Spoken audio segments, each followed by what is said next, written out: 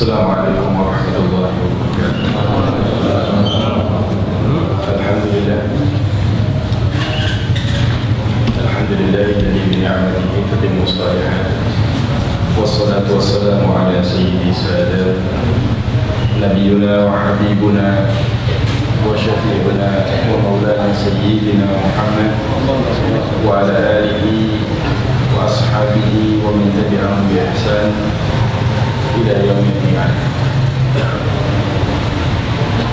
Amma ba'du, ikhwani wa ahibati rahimakumullah.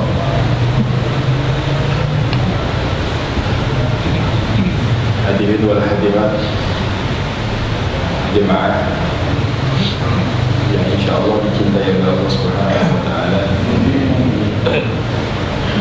Kita akan memulai bidayatul kitab, permulaan kitab setelah selesai daripada kajian kitab Aqidatul Awam di dalam sifat-sifat yang wajib dan mustahil ataupun jaiz bagi Allah Subhanahu wa taala. Saat ini kita melanjutkan dengan kitab Hadis Arba'in An-Nawawi yang Masya Allah sudah sangat masyhur di kalangan para ulama Ahlus Sunnah wal Jamaah, yang disusun oleh Al-Imam Muhyiddin bin Syaraf An-Nawawi rahimahullah ta'ala, yang merupakan salah satu muhaddithin dan mujtahid di dalam madhab Imam Syafi'i radhiyallahu ta'ala. Selawat dan salam kita sampaikan kepada junjungan kita, pimpinan kita, suri tauladan kita, manusia yang terbaik di mata Allah Subhanahu wa taala, seseorang yang maksum, yaitu Nabi kita Sayyidina Muhammad sallallahu alaihi wasallam, yang telah menyampaikan risalah, menyampaikan dakwah ini dengan sempurna dan mengenalkan kita kepada keesaan Allah Subhanahu wa taala.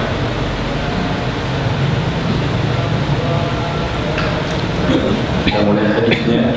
Bismillahirrahmanirrahim. Qala al-mu'allif rahimahumullah ta'ala an Amirul Mu'minin Abi Hafs Umar ibn al-Khattab radhiyallahu ta'ala anhu, dari Amirul Mu'minin Abi Hafs Umar ibn al-Khattab radhiyallahu ta'ala anhu.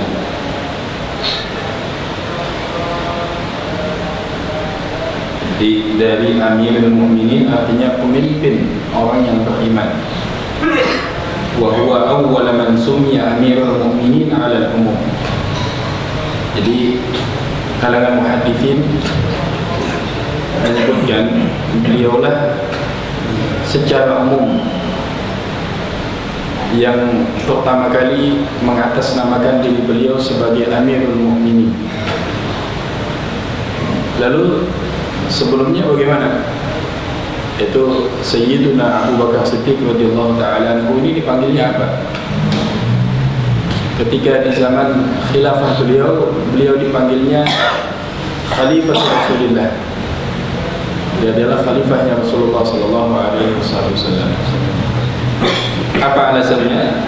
Sammahu bidzalika ba'dus sahabah. Di sebagian sahabat mulai di zaman Sayyidina Umar bin Khattab memanggil beliau dengan Amirul Mu'minin, amirnya orang yang beriman atau pemimpin bagi orang yang beriman. Kenapa? Innahu qala lin-nas fi ba'di khutbatihi, beliau pernah khutbah Sayyidina Umar di depan para sahabat yang lain. Beliau mengatakan, ya ayyuhan nas, wahai manusia, antumul mu'minun wa ana amirukum. Kalian adalah orang-orang yang beriman dan saya adalah pemimpin kalian. Ini setelah beliau diangkat menjadi pemimpin. Ini bedanya politik Islam dengan politik Dajjal. Kalau politik Islam itu mengatakan saya pemimpin setelah dipilih menjadi pemimpin. Kalau saat ini, mohon maaf, sebelum jadi pemimpin sudah merasa dirinya pemimpin, bahkan mengatakan ayo pilih saya karena saya paling baik di tempat ini. Jadi apa? Dengan sebab khutbahnya ini, fasummiya Amirul Mu'minin, beliau diberikan nama Amirul Mu'minin.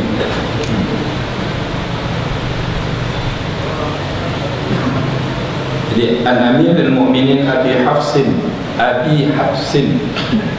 Ya jemaah, sering mendengar istilah kunyah ataupun nama panggilan.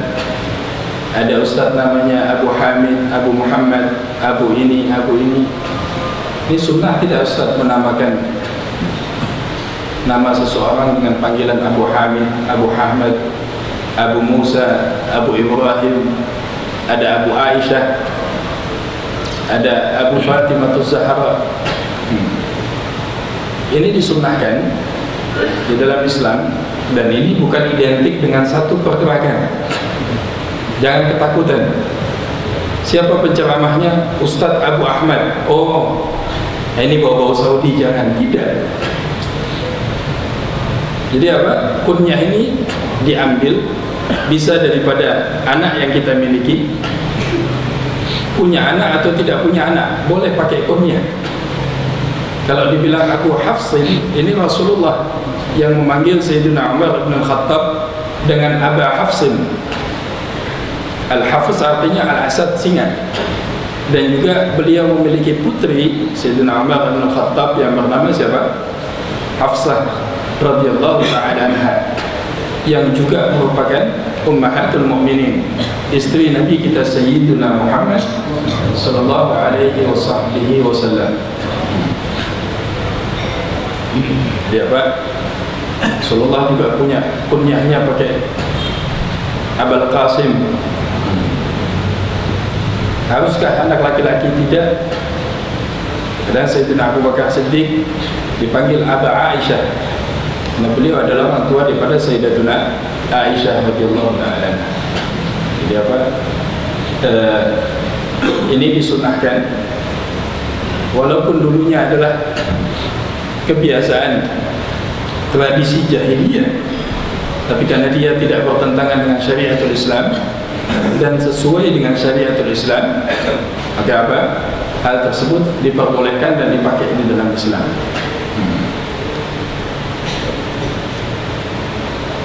Habib siapa? Abu siapa ni? Abu Bakar. Abu Bakar. Anaknya namanya Bakar. Anaknya Luqman. Ya, Abu Luqman. Nanti pakai Abu semuanya pulang.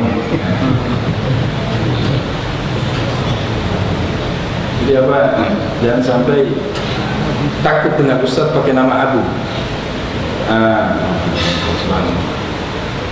Tapi apa? Kunyahnya boleh dipakai. Yang repotnya lagi kalau anaknya namanya agak kebarat-baratan. Anaknya namanya John, bapaknya panggil Abu John. Jadi apa? Sunnah sahabatnya Rasulullah ini kalau masuk Islam, datang ke Rasulullah, nama-nama jahiliyahnya diganti. Kenapa? Nama ini bagian daripada doa. Jadi kenapa Rasulullah punya nama Ahmad, Muhammad, Hamid, Mahmud, Bashir, Nadir, Muhid? Rasulullah punya nama sangat banyak. Orangnya satu. Karena saking banyaknya sifat yang terpuji di dalam diri Nabi SAW, maka apa? Beliau punya apa? Punya nama yang sangat banyak, yang mustaq min kalimatin wahid, yang diambil dari satu kalimat. Ahmad, Hamid, Muhammad, Mahmud, ini nama-nama Rasulullah SAW. Sallu ala Nabi. radhiyallahu ta'ala anhu qala, beliau berkata, sami'tu Rasulullah sallallahu alaihi wasallam yaqul, aku mendengar Rasulullah sallallahu alaihi wasallam beliau bersabda, innamal a'malu binniyat, di sesungguhnya setiap amal tergantung daripada niatnya.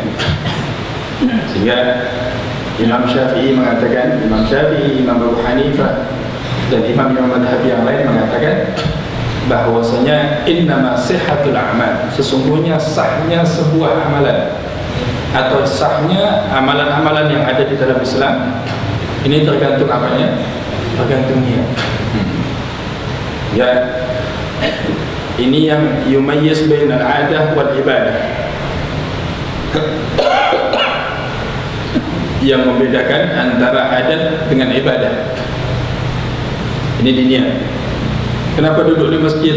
Ya duduk saja untuk menghilangkan rasa kantuk. Ya sudah, tidak dapat pahala apa-apa, hanya sekedar menghilangkan ngantuk. Kenapa duduk di masjid habis sholat subuh? Ustaz, ana niat i'tikaf. Ana niat i'tikaf, niat hadir dalam majlis ilmu, niat supaya Allah ampunkan dosa-dosa ana, niat supaya majlis ini disambungkan dengan majlisnya orang-orang saleh, niat supaya duduknya ana di tempat ini Allah selesaikan masalah ana. Maka apa? Dalam satu amalan dia punya 1000 niat. Walaupun mengerjakan satu amalan, tapi Allah mampu dengan sebab niatnya Allah selesaikan 1000 permasalahan. Al-farqu bainal 'alim wal jahil fi niyyah. Yang membedakan antara orang alim dengan orang jahil adalah dengan banyaknya niat salihat. Jadi mudah-mudahan yang hadir semua sudah pasang niat untuk i'tikaf di masjid Allah ini. Innamal a'malu binniyat. Kenapa digunakan kalimat innama di sini? Adatul hasr, kalimat yang artinya hanya, pengecualian, taksis, bahwasanya setiap amal dinilai oleh Allah Subhanahu wa taala tergantung daripada niatnya. Maka ada dalam riwayat yang lain, niyatul mu'min ablagh min umrihi. Niatnya seorang yang beriman ini lebih panjang dibanding umurnya. Dia ada orang berniat, Ustaz, ana niat akan berjuang untuk Islam sampai hari kiamat. Jadi niat berjuang untuk Islam sampai hari kiamat. Sedangkan dia tahu dan dia yakini umurnya tidak sampai berapa? Tidak sampai 100 tahun. Jadi kalau ikut Rasulullah 60 sampai 70 tahun. Tapi dengan niat yang mulia tadi, dengan niat yang baik, keinginan yang kuat ditanamkan dalam hatinya, dalam setiap amalannya ataupun dalam setiap perjuangannya di dalam Islam, maka para alim ulama mengatakan yuhsyaru mar'u ala qadri niyatihi, seseorang akan dibangkitkan sesuai dengan niat di dalam hatinya. Dia apa?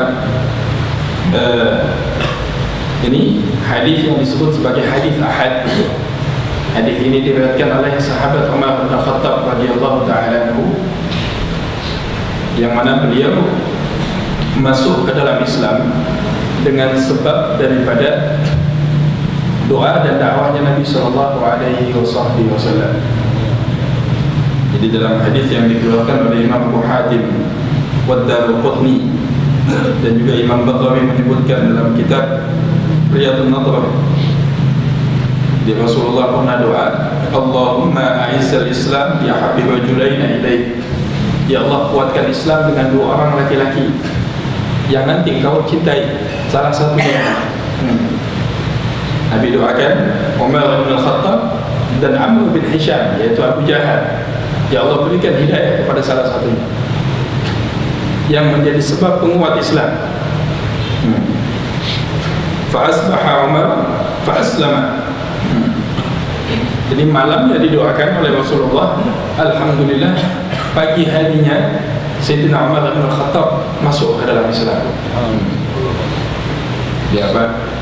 Kalau kita baca masuk Islamnya Sayyidina Umar bin Khattab, dengan sebab bacaan Quran daripada adiknya dan adik iparnya begini, tapi subhanallah malamnya sudah ada yang mendoakan.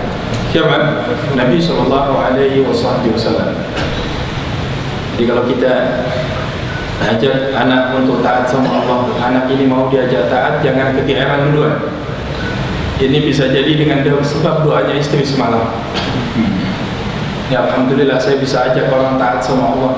Alhamdulillah saya bisa nasihatin teman saya di kantor. Alhamdulillah saya bisa mudah untuk baca Quran. Jangan bangga dulu. Ini apa? Mudahnya kita melaksanakan perintah Allah dengan sebab adanya doa-doa orang di sekeliling kita dan doanya orang-orang sebelum kita. Dia apa? Akhirnya Allah Subhanahu wa taala kabulkan daripada doanya Nabi sallallahu alaihi wasallam.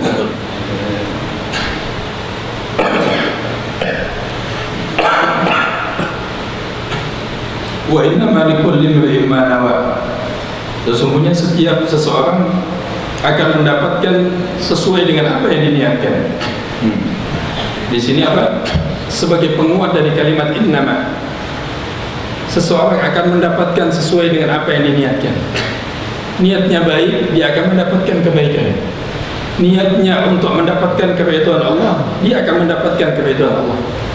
Niatnya untuk durhaka kepada Allah dan Rasulnya, dia akan mendapatkan kedurhakaannya. Faman kanat hijratuhu ila Allah wa rasulih. Barang siapa yang hijrahnya untuk mendapatkan keridhaan Allah dan Rasulnya, fa hijratuhu ila Allah wa rasulih, maka hijrahnya dia dapatkan keridhaan Allah dan Rasulnya. Hijrah yang dimaksud di sini, kalau dalam khususul hadis, dalam sebab turunnya hadis ini, memang hijrah dari Mekah ke Madinah. Jadi dulu ada sahabatnya Rasulullah yang pengen hijrah dari Mekah ke Madinah untuk wanita. Yang bernama Ummul Qais.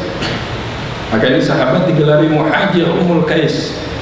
Hijrah dari Mekah ke Madinah bukan sekedar untuk hijrah untuk berdakwah, tapi niat utamanya dia ingin menikahi seorang wanita yang ada di Madinatul Munawwarah. Maka Rasulullah mengatakan, "Faman kana hijratuhu ila Allah wa rasulih." Siapa yang hijrahnya untuk mendapatkan keridhaan Allah dan Rasulnya, maka hijrahnya dia akan mendapatkan keridhaan Allah dan Rasulnya. Faman kanat hijratuhu lidunya. Jadi waman kanat hijratuhu lidunya yusibuha. Siapa yang hijrahnya untuk mendapatkan dunia yang diinginkan, atau imra'atin yang kiaha, atau wanita yang ingin dinikahinya, fa hijratuhu ila ma hajara ilaihi, maka hijrahnya dia akan mendapatkan sesuai dengan apa yang diniatkan. Jadi hijrah untuk menikah. Kalau kita bahas hukum fikihnya, Ustaz, apa hukumnya seseorang hijrah dari Mekah ke Madinah untuk menikah? Boleh atau tidak?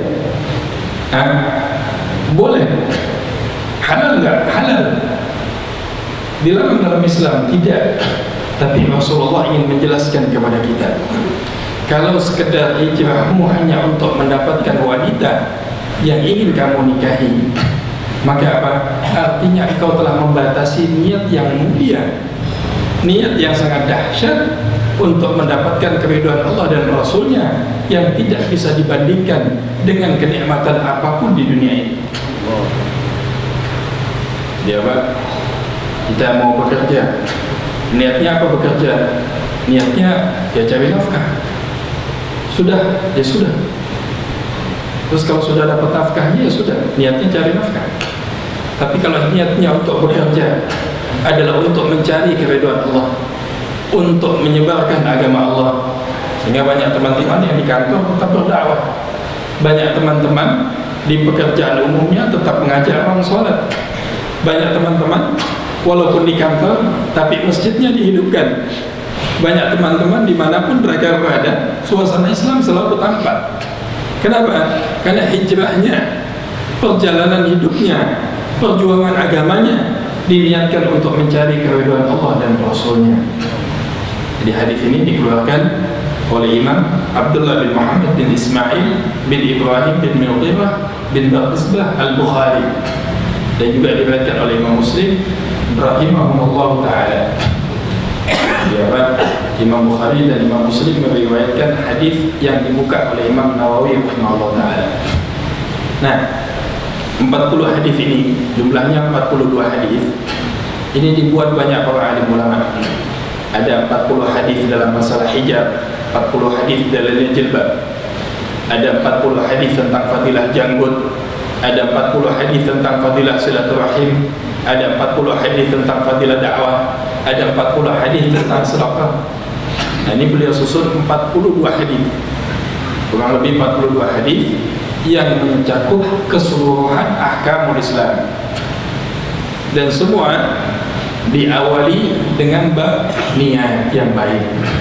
Maka kata Imam Syafi'i radhiyallahu ta'ala, niat yang baik ini merupakan sepertiga daripada bagian hukum Islam itu sendiri, dan 70 daripada ilmu fikih, 70 bab fikih semuanya masuk dalam bab niat. Kenapa para alim ulama di dalam kitab hadisnya selalu mengatakan hadis innamal a'malu binniyat di awal kitab? Tujuannya apa? Untuk meluruskan niat kita sebelum melakukan amal-amalan yang baik kepada Allah Subhanahu wa ta'ala, sehingga sholat ada niatnya. Jadi nggak ada langsung masuk masjid takbir. Kita mau tanya, sholat apa? Ya nggak, sholat sunnah mutlak, silakan tidak pakai niat. Untuk sholat wajib yang 5 waktu, wajib memakai apa? Niat.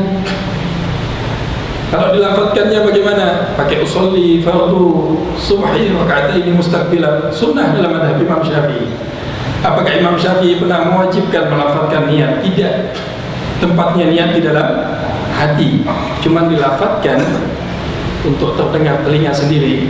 Ini tujuannya untuk membantu menghadirkan niat di dalam hati. Mau wudu tidak pakai niat tidak sah, tidak sah. Imam Syafi'i berpendapat, Imam Malik dan Imam Ahmad bin Hanbal. Kenapa wudu? Ya wudu aja. Antum mau ngapain? Bersihkan tangan, bersihkan wajah, bersihkan kaki, atau mau melaksanakan ibadah yang bernama wudu? Mau ibadah? Kalau mau ibadah, ketika membasuh muka wajib apa? Wajib pasang niat. Mau mengeluarkan zakat, sekedar kasih saja, tidak diniatkan dalam hati. Ini sedekahkah, zakat, hibah ataupun yang lain, sekedar kasih, tidak sah hukumnya. Sebagai apa? Sebagai menggugurkan kewajiban zakat. Kalau sekedar memberikan manfaat, kita berpahala. Untuk zakat yang wajib diniatkan di dalam hati. Ya, mohon maaf kali ini suaranya sedang habis. Jadi biasanya kayak mesin diesel, makin lama makin panas meledak. Sekarang makin panas habis suaranya. Jadi ini sebagai hadis pembuka dalam kitab hadis Arba'in An-Nawawi. Jadi insyaallah di pertemuan berikutnya ya teman-teman jemaah semuanya coba pegang, kalau pas di ta'lim pegang kitab hadis Arba'in atau persiapan hadis Arba'in An-Nawawi. Ini di mana-mana sudah banyak juga terjemahannya. Nanti kita bacakan dengan syarahnya. Jadi pertemuan selanjutnya insyaallah kita akan kupas tentang hadis-hadis Arba'in yang disusun oleh Imam An-Nawawi rahimahullah ta'ala. Beliau salah satu imam ahlu sunnah wal jamaah yang karya tulis beliau sudah banyak digunakan baik di kalangan umum, di kalangan pesantren, para alim ulama, para masyayikh dan para asatidz. Kitab-kitab beliau banyak dijadikan rujukan di dalam manhajnya ahlu sunnah wal jamaah. Insyaallah masih ada waktu untuk kita buka interaktif. Yang ingin bertanya, tafadhol silakan. Wallahu a'lam bishawab. Baik Bapak Ibu sekalian, kitab Al-Hadis Al-Ba'in itu ada jual di toko-toko buku, dan kebetulan di rumah juga ada kecil, ada yang besar, jadi bisa tinggal pilih aja. Ada artinya juga, insya Allah mudah-mudahan nanti di pertemuan Ustaz Ibrahim berikutnya kita bisa bawa, kita bisa sama baca insya Allah ya. Ada yang ingin bertanya? Silakan. Ya, nanti saya.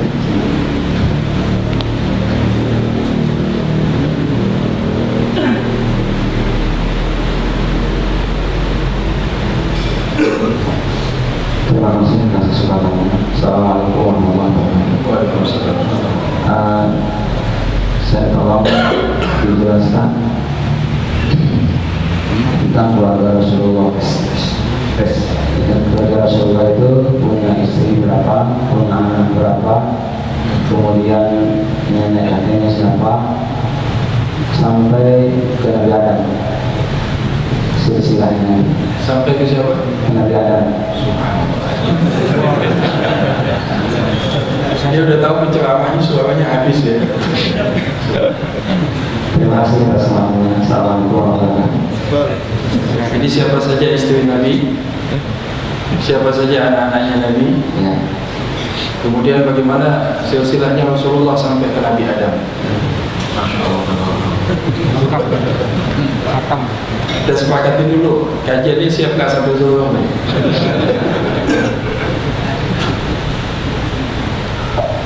Atau anda tanya sama jemaah, berapa jumlah istrinya Nabi dulu? Jumlahnya 9 atau 11? 9 atau 11? Ya subhanallah. Kemarin waktu ngaji Aqidatul Awam kan sempat dibahas 9 atau 11 istrinya Nabi? 9? Kenapa aja? Berapa? 11. Alhamdulillah. Tadi kedengarannya 9. Nambah 2. Hah? Nambah lagi 2. Jadi 11. Yang 9 berapa Pak? Angkat tangan. Istri Nabi yang 9. Yang 11 angkat tangan. Yang 11 gak paham wala 9 wala 11 angkat tangan. Semuanya Masya Allah. Istri Nabi SAW jumlahnya 11. Oke. Sekarang anaknya Rasulullah jumlahnya berapa? Ini kita taklimnya sudah tahunan dong Masya Allah.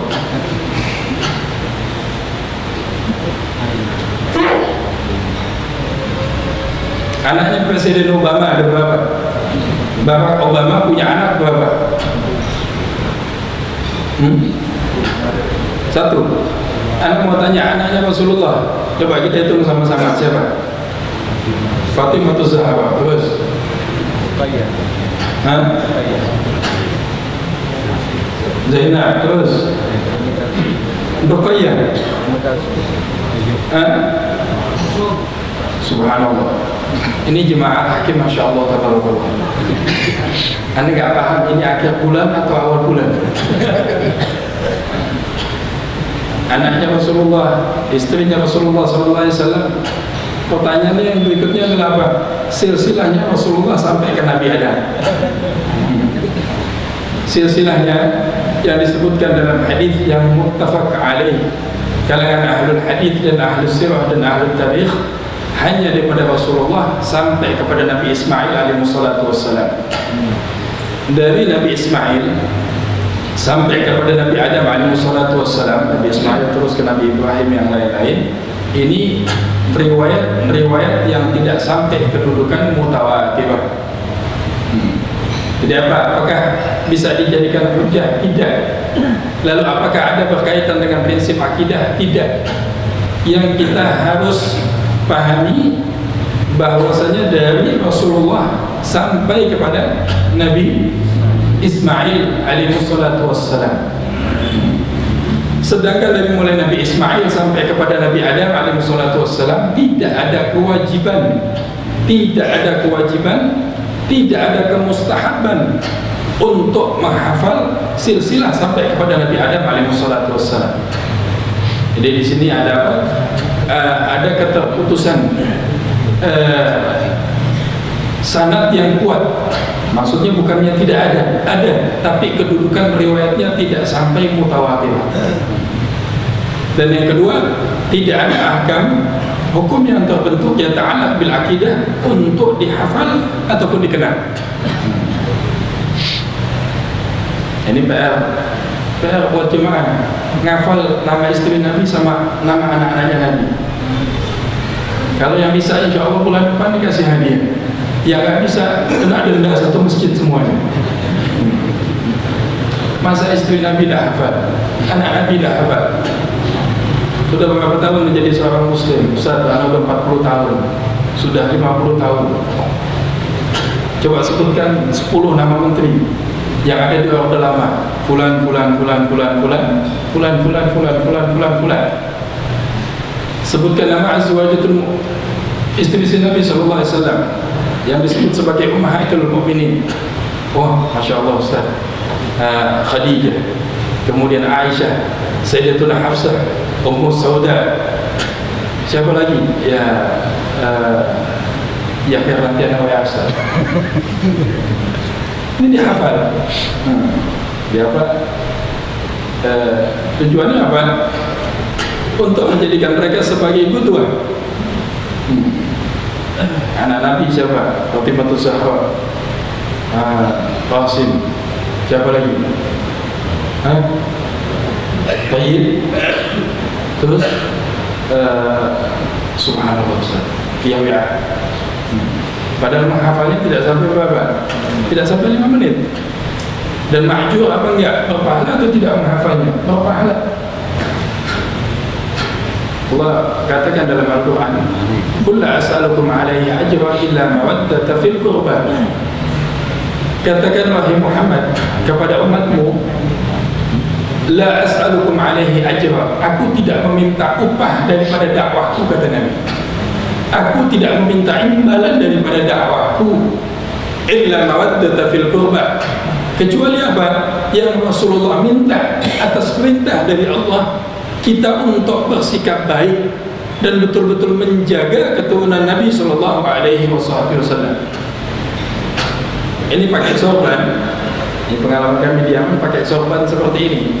Kita punya sanad dari kita ke guru kita, ke guru kita lagi, ke guru kita lagi, terus sampai ke sahabat, sampai ke Rasulullah. Dalil pakai imamah. Ini rida kalau dalam bahasa Arab. Ini pakai seperti ini dalam Syama'ilul Tirmidzi. Ini pakai seperti ini. Ini ada dalil sampai ke guru kita sanadnya, sampai ke guru kita lagi, terus disebutkan silsilahnya sampai ke sahabat, sampai ke Rasulullah yang melihat Nabi pernah menyandangkan sorbannya di bahunya.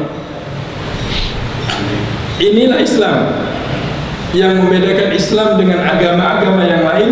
Kita punya sanad paham, kita punya perawi dari Allah ke malaikat Jibril, dari malaikat Jibril diturunkan ke Rasulullah, Rasulullah diturunkan kepada para sahabat diturunkan kepada tabi'in sampai ke tabi'in, sampai ke abad yang 15 saat ini rantai ini tidak pernah terputus.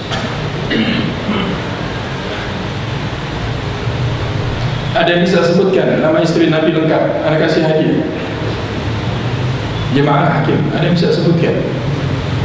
100.000 pagi hari. Ada yang bisa sebutkan hadiah? Nanti udah dikasih uang, kita doakan sama-sama. 11 orang istri Nabi, tolong bisa sebutkan. Ibu-ibu ada yang bisa tolong jawab? Ayo, ada yang bisa? Ini anak saja jemaah, suruh ustaz yang jawab.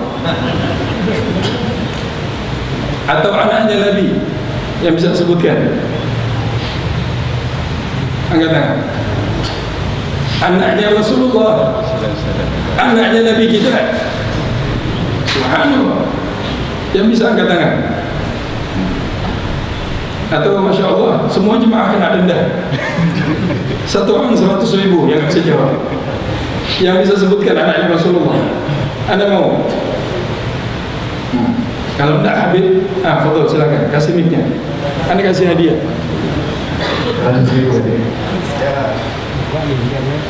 Awas kalau salah ya. Tidak salah, baca.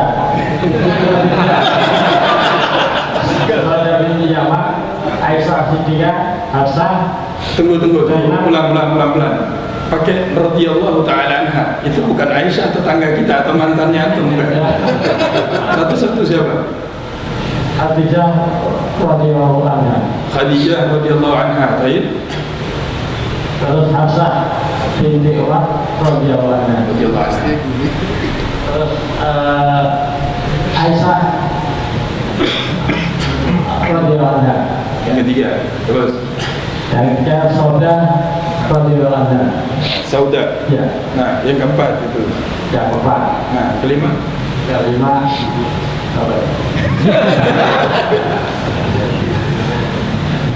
Kalau bisa 11 100.000. Kalau 4 denda 11. Semua pada buka. Kalau silakan. Maria. Mahram atau Maria? Maria siapa? Yang di Ethiopia itu. Maria Giptia. Yang dari mana? Dari Mesir. Yang Asia itu. Mesir. Oke, yang kelima. Yang keenam.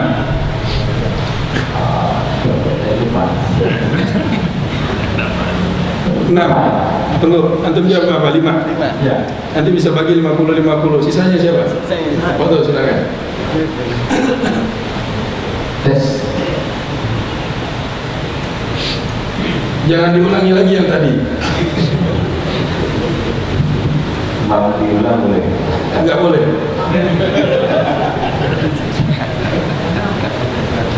Subhanallah, istri Nabi.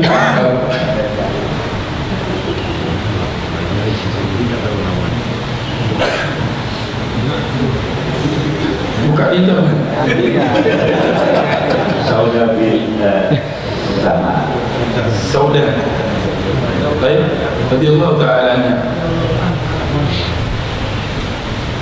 Hafsah bin Umar. Sudah. Zainab bin Husayn. Sudah. Zainab sudah disebut belum? Belum. Salma bin Umayyah. Awas baterainya habis. Juwairiyah bin Al-Harith. Janganlah sebutan. Juwairiyah bin Al-Harith. Taib radhiyallahu ta'ala anha.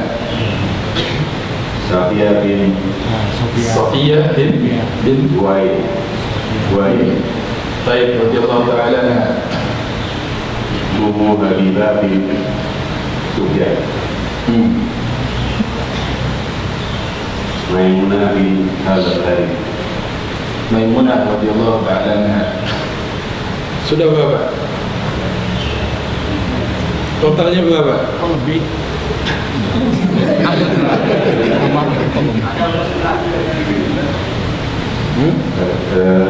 Sudah belum ya? Maria Al-Habibah. Jadi totalnya semua berapa? 11. Ini direkam sama YouTube loh. Bib kasih 50-50. Dan sebelah sana 50. Walaupun rekamannya pakai internet. Bukunya Pak Google.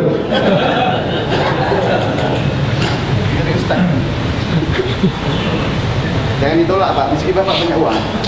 Kan hadiah. Nah. Yang lain yang foto silakan. Ada yang mau ditanyakan? Hah? Antum pelajari. Cucunya Hasan wal Husain. Dari Fatimah Zahra. Perlu anda sebutin cicitnya. Habib Ahmad bin Ja'far Al-Qadri. Ini keturunan Rasulullah, silsilahnya muttasil sampai ke Sayyidina Husain. Perlu baca nasabnya. Antum datang ke pesantren belajar lagi. Ini kelihatan tidak pernah belajar. Atau dia sangka baik, dia pengen orang lain belajar. Jadi apa? Untuk Rasulullah khusus apa? Keturunannya kalau kita dari laki-laki. Karena anaknya Rasulullah yang laki-laki semuanya wafat. Maka apa? Ini khususiat pengecualian yang Allah berikan kepada Rasulullah. Silsilahnya keturunan Rasulullah berasal daripada apa? Hasan wal Husain yang merupakan lahir daripada anak Fatimah Zahra radhiyallahu ta'ala anhu yang menikah dengan sahabat siapa? Ali bin Abi Thalib karamallahu wajhah. Sehingga Rasulullah bilang ke Hasan wal Husain, inna bnai hada, sesungguhnya cucuku ini, kedua cucuku ini menjadi pemimpin pemuda di surganya Allah Subhanahu wa ta'ala. Jadi Ahlus Sunnah ini adalah orang yang paling mencintai keluarganya Rasulullah, mencintai keturunan Rasulullah, tapi juga apa? Tidak menafikan kemuliaan yang dimiliki oleh sahabat Abu Bakar, Umar, Utsman, Ali bin Abi Thalib radhiyallahu ta'ala anhum wa radhu'an. Jadi apa? Ini khususiyahnya. Allahu a'lam. Silakan. Assalamualaikum Pak Ustaz. Waalaikumsalam. Pertanyaan kami ya itu kan memang kita niatkan sebelum melakukan satu pekerjaan. Tapi kita dalam melakukan pekerjaan itu kita tahu lupa niat itu. Nah, apakah boleh kita niatkan lagi dalam kita melakukan itu atau kita harus ulang? Atau bisa juga pada saat melakukannya jadi kita lupa nih ya, mungkin contohnya berwudu atau mandi wajib misalnya sudah selesai nih, nah terus kalau lupa gitu apakah mandi lagi ya atau makasih ya. Kalau untuk mandi wajib, jadi masalah niat ini ada yang sifatnya ibadah ini singkat waktunya, ada yang panjang. Niatnya puasa mulainya kapan? Teman-teman yang masih ingat, puasa wajib, puasa Ramadan niatnya kapan? Mulai terbenamnya matahari sampai sebelum fajar shadiq. Kalau dalam madhab Imam Malik mulainya di awal hari. Nawaitu shauma ghadin, saya niat puasa selama 1 bulan penuh. Nah sekarang kalau mandi ini waktunya panjang atau pendek? Yang untuk membedakan mana membersihkan badan, mana ibadah. Jadi mandi junub ini ibadah bukan? Ibadah, perintah Allah. Bahkan tidak sah sholatnya antum, tidak sah ibadah yang lain. Untuk membedakan mana membersihkan badan, mana melaksanakan ibadah, harus dipasang apa? Niat. Niatnya kapan? Ketika membasuh anggota badan. Nah, kalau seandainya lupa niatnya, maka wajib apa? Wajib mengulang mandinya. Ustaz, anak udah bersih, anak udah pakai sabun, pakai sampo, udah semuanya. Bukan masalah bersih atau tidak bersihnya. Masalahnya dengan antum mandi janabah tidak niat, maka tidak dihitung antum melaksanakan ibadah untuk menghilangkan hadas besar. Jadi wajib apa? Wajib ulang mandinya. Kecuali dalam masalah orang pengen dari Jakarta pengen ke Surabaya, niat maksiat dengan maksiat atau berazam untuk maksiat, tapi di tengah jalan Allah beri hidayah, rubah niatnya. Udah ke dekat Surabaya, datang lagi niatnya, maksiat lah. Udah mau sampai tempat, takut lagi, dirubah lagi. Ini menjaga niat di awal, di pertengahan, di akhir. Ini dalam konteks ibadah yang sifatnya panjang. Tapi dalam konteks ibadah yang sifatnya pendek, tidak diiringi niat, maka ibadah tersebut tidak dianggap ibadah, tapi dianggap hanya perbuatan yang mubah. Wudu nggak pakai niat, wudu saja. Sah atau tidak? Tidak. Kenapa? Tidak membedakan mana ibadah, mana adat. Jadi ada orang kumur-kumur, bersihkan hidung, bersihkan tangan. Yang mendapatkan pahala apa? Nggak dapatkan pahala, hanya bersih-bersih saja. Tapi dengan dia niatkan untuk ibadah, hal tersebut menjadi ibadah di mata Allah Subhanahu wa ta'ala.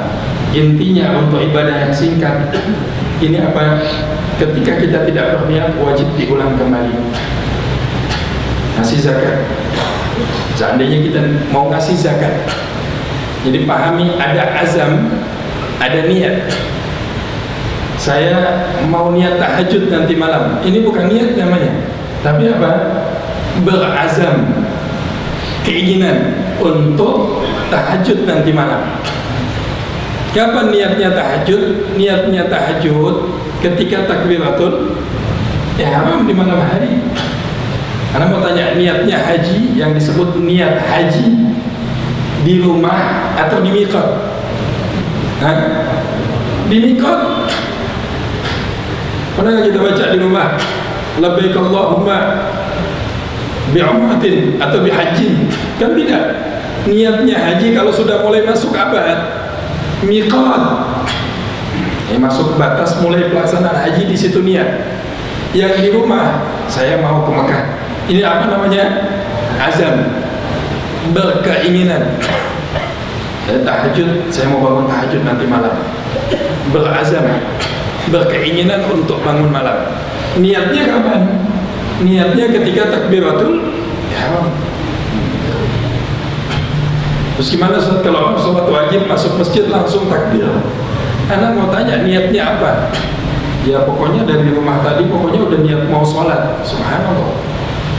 Yang dimaksud niat kalau dalam ibadah qasirah, qasdu syai'in muqtarinan bi fi'lihi, menyengaja berbuat sesuatu berbarengan dengan perbuatan tersebut. Jadi apa? Wajib niat. Ngasih uang, ngasih zakat. Saya niat zakat. Di rumah ngomongnya. Pas ketemu, setelah jalan 1 jam ketemu orang miskin. Ketika ngasih, wajib niat. Untuk membedakan apakah ini hadiah, apakah pemberian, ataukah hibah, ataukah zakat. Mudah-mudahan Allah memberikan pemahaman. Kalau silakan.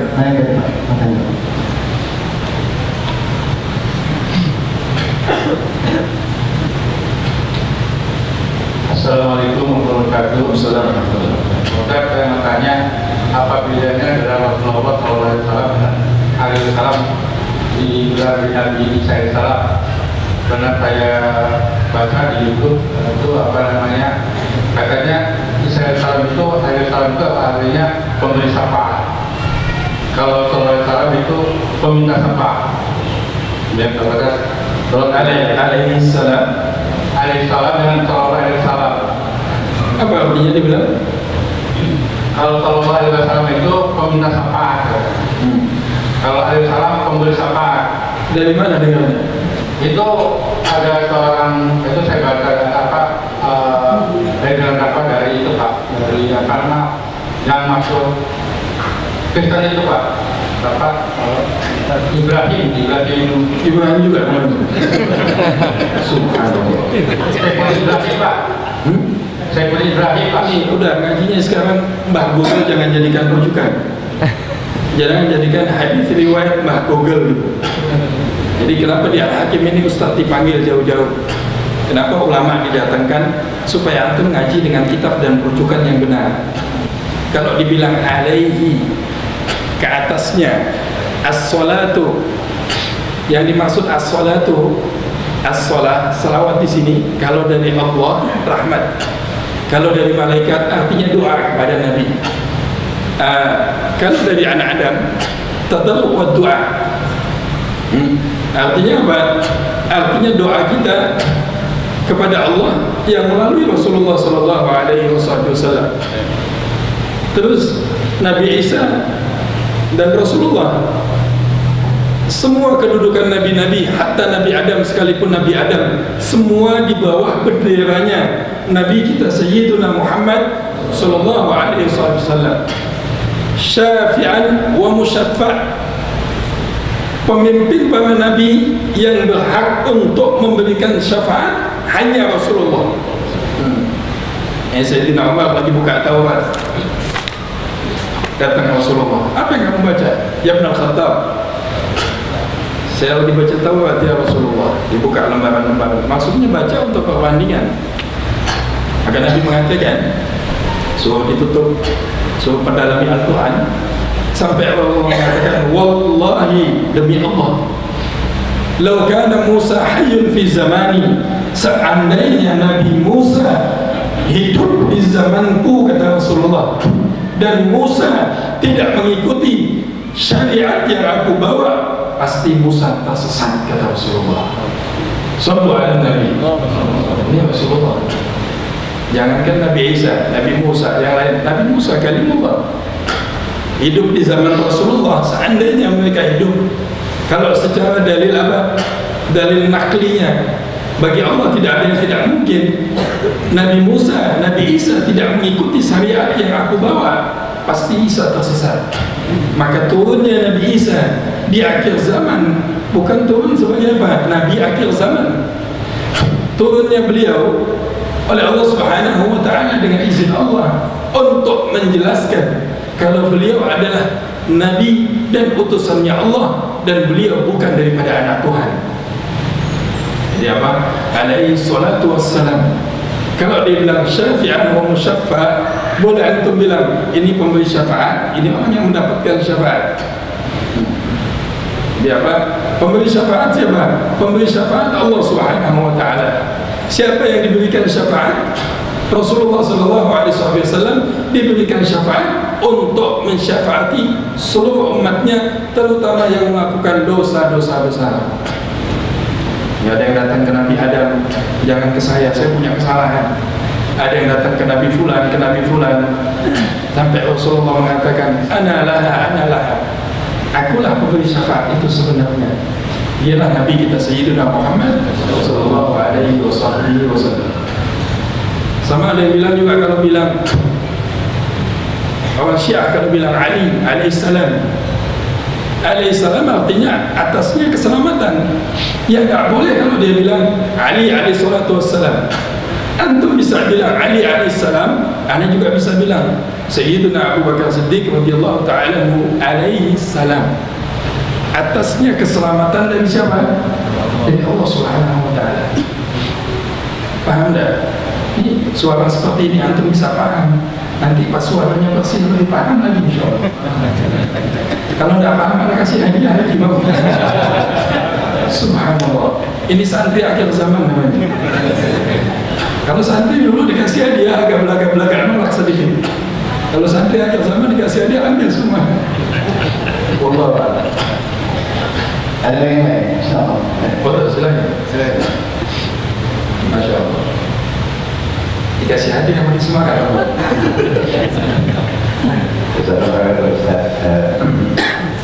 Jazakallahu khair. Atas apanya? Atas hadiah. Iya, semuanya. Masya Allah. Iya. Tadi terkait apa namanya niat, azam, dan ada satu lagi yang terkait dengan itu. Ya, sebagai simulasi, seseorang tadi Ustaz sampaikan pada sore harinya berazam untuk sholat malam, ya. Kemudian bisa dilakukan. Nah, ini ada lagi azamnya itu ditingkatkan, dia menggunakan jam beker ya, alarm. Jadi setiap jam 2 atau sampai jam 4 ya pasang alarmnya, dan dengan kebiasaan tersebut begitu alarm bunyi dia akan bangun kemudian melakukan sholat tersebut, dan itu menjadi suatu kebiasaan. Jadi bisa melakukan sholat tersebut setiap malam karena terbiasa. Nah, terkait dengan itu, apakah ada hadis yang kurang lebih ada korelasinya bahwa bisa karena biasa? Subhanallah. Ya, jadi disebutkan dalam hadis ahabbul a'mal ilallah adwamu wa al-muqallal. Amal yang dicintai oleh Allah, kata Rasulullah, adalah amal yang mudawamah, istiqamah walaupun sedikit. Nah, masalah beker dan lain-lain ini wasilah. Jadi teman yang harus kita yakini, kita bisa bangun karena taufik dan hidayah dari Allah Subhanahu wa ta'ala. Karena banyak juga yang punya beker tapi nggak bangun. Nah, bahkan yang di rumahnya di sebelah masjid juga ada. Bahkan toanya dihadapkan ini. Tapi tidak bangun juga. Tapi ini wasilah yang kita gunakan untuk taat kepada Allah Subhanahu wa ta'ala. Maka ada ulama mengatakan bitakbir yuhsulu takfir. Perkara yang diulang-ulang di dalam Islam akan mendatangkan sifat. Jadi tahajud diulang-ulang, awalnya berat, lama-lama jadi mudah. Nah, silaturahmi awalnya malas, diulang-ulang, lama-lama jadi mudah. Hadir dalam majelis ilmu awalnya agak ngantuk-ngantuk sedikit, malas, alergi, dingin, ngantuk, kemudian lapar juga awalnya, tapi lama-lama Masya Allah menjadi mudah.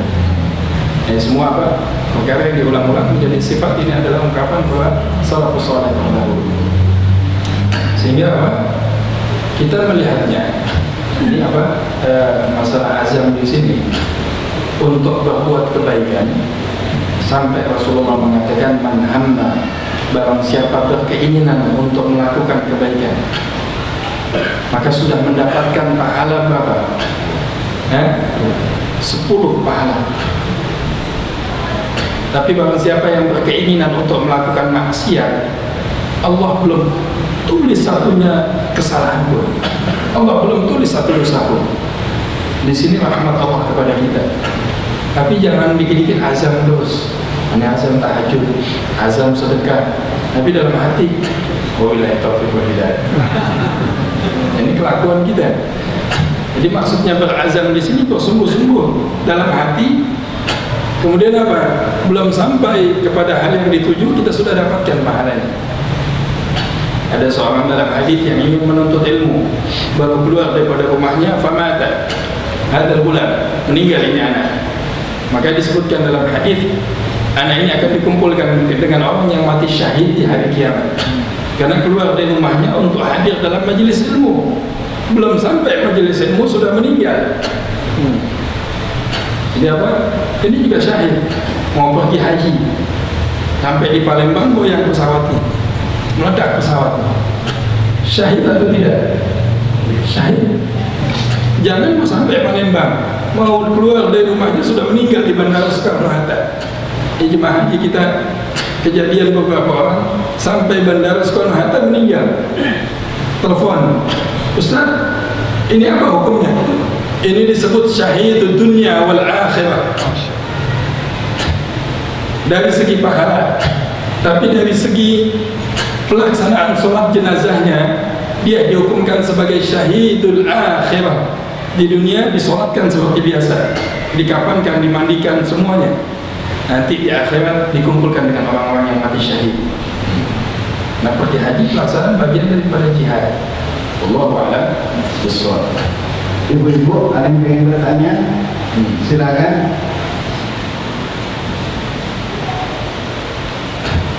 Kalau nggak ada, tunggu Beb. Anda mau, siapa yang mampu sebutkan 10 orang sahabat Anda kasih hadiah? 10 orang sahabatnya Rasulullah. Buat ibu-ibu. Iya. Ibu-ibu yang bisa sebutkan 10 orang sahabat Rasulullah dikasih hadiah sama Ustaz. Berkah nih, Bu. 10 sahabatnya Rasulullah yang masuk surga dan dijamin surga, Ustaz. Enggak harus semuanya dijamin masuk surga. Insyaallah. Jadi kalau yang dijamin masuk surga asyara mubasyirin bil jannah. Ya. Nanti makin lama ibu-ibu 10 orang sahabat saja. 10 orang sahabat saja, Bu, yang itu, yang sahabat Rasulullah. Ada, Bu? Dikasih hadiah, Bu, berkah, Bu. Silakan. Oh ya, itu ada tuh. Silakan. Nanti MC-nya juga hadiah, Ustaz. Subhanallah. Setiap hari aja ada seperti ini. Masya Allah, tabarakallah.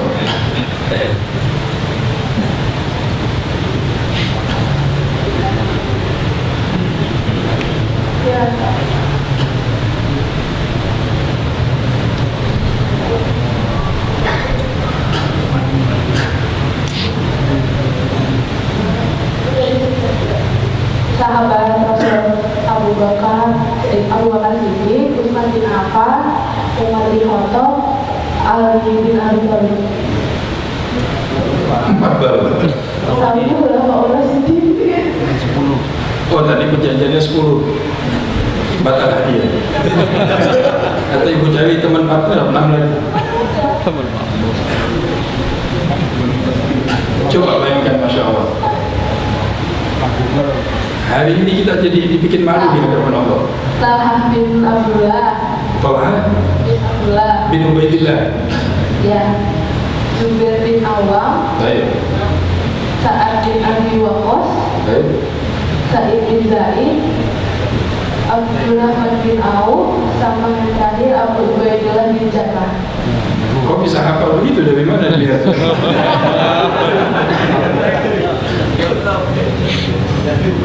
Ini tidak adil namanya. Habib kasih hadiah Habib. Aduh. 50.000. 50.000 Ustaz. Ya kan? Enak. Anak 20.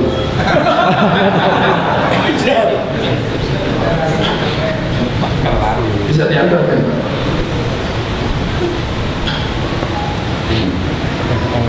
Coba Masya Allah, orang mungkin yang pernah tinggal di satu daerah, misalnya orang yang pernah bergaul dengan komunitas misalnya Tionghoa atau bergaul dengan komunitas Cina, paham bahasanya, tahu masakannya, hafal jenis-jenis kebudayaannya. Ya subhanallah, kita menjadi orang Islam ini sudah puluhan tahun. Kok sahabatnya Rasulullah kita tidak hafal, anaknya Rasulullah tidak hafal, istrinya Rasulullah juga tidak hafal, kesukaan Rasulullah, kebiasaan Rasulullah, apa saja setiap hari sunnah-sunnahnya. Tapi nggak apa-apa, kita masih ada kemauan untuk belajar. Kenapa tadi? Masih ada 50.000, satu pertanyaan lagi katanya. Apa? 30 sahabatnya Rasulullah. 30. 100.000. Ayo Pak. Kayak gue itu Pak. Kata Pak Haji, ampun namanya lah. Ya Pak, ini harus kita apa? Dengan hadirnya kita dalam ta'lim ini kan ta'limnya cuma 1 jam. Pulang di rumah, luangkan waktu untuk membaca, mengenal Rasulullah, menghafal nama sahabatnya Rasulullah. Supaya lebih hafal, lebih gampang. Misalnya punya anak 10-10-nya kasih nama sahabat yang sudah dijamin masuk surga. Abu Bakar, Umar, Utsman, Ali, Talha bin Ubaidillah, Abdurrahman bin Auf, Zubair bin Awam, Sa'id bin Thabit, Abu Dhar al-Ghifari, sebutin semuanya, kan enak. Atau apa? Punya 10 perusahaan, kasih 10-10-nya dengan nama sahabatnya Rasulullah SAW. Atau misalnya, mohon maaf, yang punya istri misalnya, gak boleh 10 lagi. Nanti gajiannya 4 mata saja, Masya Allah. Ya, Masya Allah. Ada lagi? Tidak ada lagi ya? Kalau tidak ada Ustaz, Anda boleh tutup 1 Ustaz. Ya, ya. Habib kasih hadiah juga. Anda yang ngasih. Subhanallah.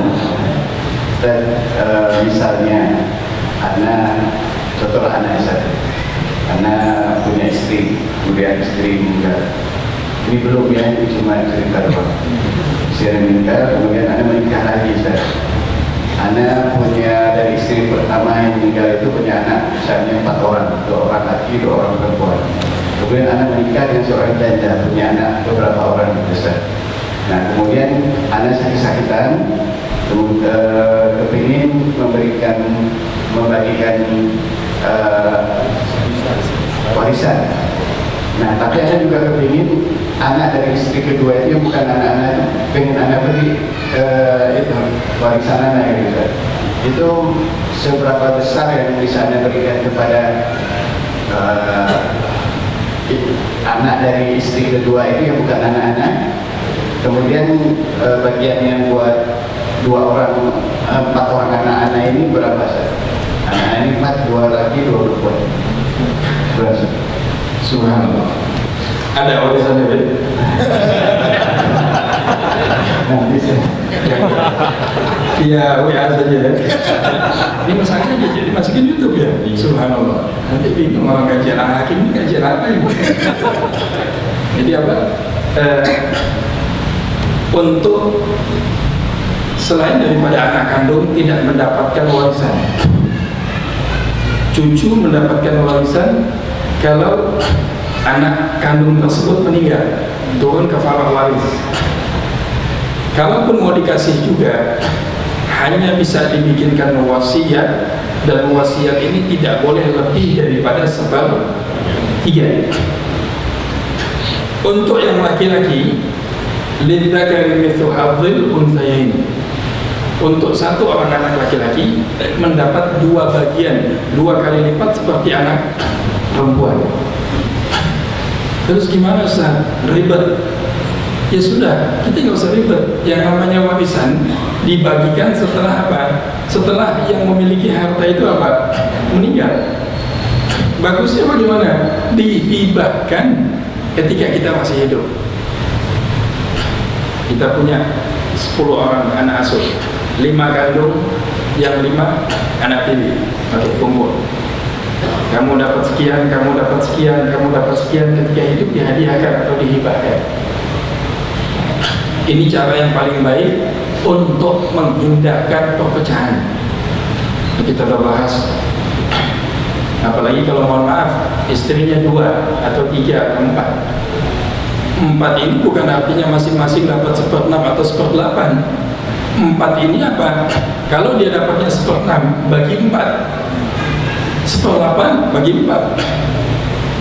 Aduh Ustaz, kasihan Ustaz, kalau istri pertama udah berjuang dari dulu Ustaz, dari anak susah. Ya sudah, hadiahkan ketika hidup, hibahkan ketika hidup, habiskan semuanya. Nah, sisakan yang untuk kita menghadap Allah Subhanahu wa Ta'ala di sisa-sisa umur kita. Ya enggak teman-teman, di Al-Hakim ini kan dari wajah kelihatan warisannya banyak. Ini jangan nunggu antum meninggal baru dijadikan keributan antar keluarga dan anak-anak.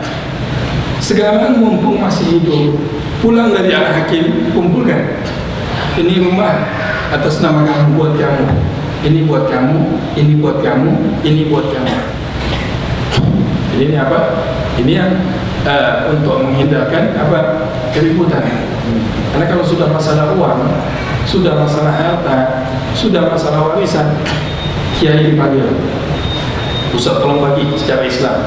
Ini 1/6, ini 1/3, ini 1/4, ini 2 kali lipat. Banyak yang tidak terima. Akhirnya ribut. Jangan kiai, kadang kalau lagi iman lemah, Jibril, malaikat Jibril dipanggil buat mengaim, gak mau terima dia. Kenapa? Tamaknya kepada harta kuat. Gimana? Sang ayah ketika hidup hibahkan, bagikan kepada anak-anaknya. Sisakan untuk Habib 1 rumah saja. Habib kan rumahnya banyak. Dibagikan semuanya. Sisakan 1 rumah untuk kita tinggal atas nama kita. Inilah orang apa yang paham bahwasanya yang hidup pasti akan kembali kepada siapa? Allah. Jadi apa? Anak ini tidak akan mendapatkan. Kalaupun dia dibagi, hanya boleh 1/3. Itu pun bentuknya wasiat. Tidak ada waris. Kalau diberikan ketika hidup bukan warisan namanya. Sedang hidup. Nah, kumpul semuanya. Bapak kami kamu kasih warisan. Kamu kasih warisan. Ini bukan salah bahasanya. Yang namanya warisan itu dibagikan kalau seseorang itu sudah menjadi apa? Menjadi mayit. Ya Pak, itu pun sang mayit meninggalkan harta 5 miliar, utangnya 4,5 miliar, keluarin utangnya 4,5 miliar, biaya pengkafanannya habis 50 sampai 100 juta misalnya, tinggal 400 juta. Kemudian punya wasiat, kalau di total dari keseluruhan harta wasiatnya 400 juta, saldonya kumpul ahli waris, saldo 0. Jangan apa sang mayit meninggal, hutangnya belum dilunasi, pengkafanannya belum diselesaikan, wasiatnya belum ditunaikan, sudah ribut bagi-bagi. Ini haram hukumnya. Bahkan Umar kita dia mengatakan tidak sah pembagiannya. Itu bikin apa di belakang itu? Apa? Bakso, somai, nasi kebuli. Kalau ini itu makanannya apa kok? Bubur ayam. Ya, kita segerakan insya Allah. Ya kan, sudah panas. Ya kan. Ini yang benar datang dari Allah. Apabila ada kesalahan, mohon dibukakan pintu maaf. Sekali lagi saya mohon karena kondisi suara tidak memungkinkan. Jadi mungkin ada bahasa-bahasa yang tidak dipahami. Mohon dibuka pintu maaf yang sebesar-besarnya. Siap-siap bulan depan yang tidak bisa jawab, siapkan dedanya. Bismillahirrahmanirrahim. Alhamdulillahirabbil alamin. Rabbana taqabbal minna innaka antas samiul alim, tub 'alaina ya maulana innaka antat tawwabur rahim. Allahumma ighfir lana dhunubana wa kaffir 'anna sayyi'atina wa tawaffana ma'al abrar. Rabbana hab lana min azwajina wa dhurriyyatina qurrata a'yun waj'alna lil muttaqina imama. Allahumma ahsin niyatana ya mujibas sa'ilin. Allahumma ahsin a'malana ya fattah ya jawad ya karim. Allahumma ya muqallibal qulub wal absar, tsabbit qulubana 'ala dinik wa 'ala ta'atika subhanaka inna kunna minadh dhalimin. Rabbana atina fid dunya hasanah wa fil akhirati hasanah wa qina 'adzaban nar. Wa sallallahu ala nabiyyina Muhammadin wa alihi wasallam. Walhamdulillahi rabbil alamin. Subhanakallahumma bihamdika asyhadu an la ilaha illa anta astaghfiruka wa atubu ilaik.